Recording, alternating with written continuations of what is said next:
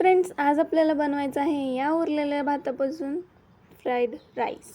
Fried rice बनवण्यासाठी पहिले तर मी मस्त असा बारीक बारीक कांदा चिरून घेतला आहे. तर कोबी होती, कोबी घेतली. ज्या घरामध्ये वेजीज आहेत किंवा ज्या तुम्हाला आवडतात त्या तुम्ही टाकू शकतो. मस्त लसूण सोलून बारीक असा कट करून घेतला आहे. लसूण सोलून कोबी झाल्यानंतर अद्रक घेतली होती थोडीशी. आता आपल्याच बाल्कनीमध्ये छोटंसं गार्डन आहे, तर त्यात काय भेटते बघूया. तर तिथून मी घेतली आहे कांद्याची पात, म्हणजे स्प्रिंग ऑनियन जे म्हणतात ना, ते कांद्याची पात घेतली आहे थोडीशी तोडून.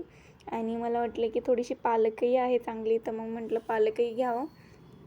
तर मी थोडी पालकही घेतली आहे. पालकही छान लागते थोडेसे कट करून टाकली तर. आणि तुम्ही दुसरं कोणता वेजेस असेल, बीन्स असेल, गाजर असेल, तेही ॲड करू शकता.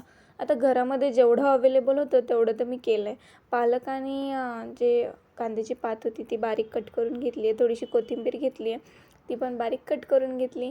आता कढाई गरम करून त्यामध्ये तेल टाकलं आहे आणि तेल टाकल्यानंतर जिरे मोहरे असे नाचू दिले, म्हणजेच की कडकडू दिलेत. कडकडू दिल्यानंतर त्यामध्ये ॲड करायचं आपल्याला लसूण, आणि लसूण लालसर होईपर्यंत झाला की मग लगेच त्यामध्ये अद्रक टाकायचे. म्हणजे लसूण लाल होण्याच्या आधीच अद्रक टाकायचे. पुन्हा थोडासा लालसर होत आला की तुम्ही त्यामध्ये कांदा ॲड करू शकता. कांदा ॲड केल्यानंतर जर तुम्ही अदर काही वेजेस ॲड करत असाल तर कांदा थोडा लाल झाला की त्यामध्ये त्या वेजेस टाकून द्यायच्या आहेत, जसं की गाजर, बीन्स, शिमला, जे काही असेल ते.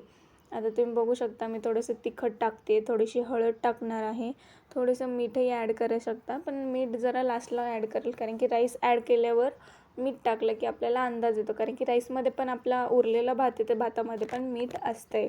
तर सगळ्या वेजेस टाकून झाल्यात माझ्याकडून. पालक वगैरे. थोडासा शेजवान जी चटणी होती ती टाकली. शेजवान सॉस असेल तर तुम्ही तेही ॲड करू शकता, किंवा शेजवान मसाला. आता आपला शेजवान फ्राईड राईस एवढा टेस्टी लागतो, तुम्ही नक्की खाऊन बघा. गरम गरम खाल्ल्यास खूप छान लागतो. थोडंसं मीठ ॲड केलं आहे मी आत्ता, आणि नंतर राईस ॲड करायचा आहे. त्याचे जे असे बारीक बारीक बारीक बारीक जे आहे ना ते फोडून घ्यायचे त्या ह्याच्यामध्ये, आणि मग आपल्याला चांगलं मिक्स करून घ्यायचं आहे आणि गरम गरम फ्राईड राईस सर्व करायचा आहे. तुम्ही बघू शकता एवढा छान लागतो ना. आता भक्तीने टेस्ट केल्यानंतर आपल्या घरची जज तर आहे भक्ती. भक्तीला टेस्ट करून दाखवूया की तिला कसा लागतो हा फ्राईड राईस.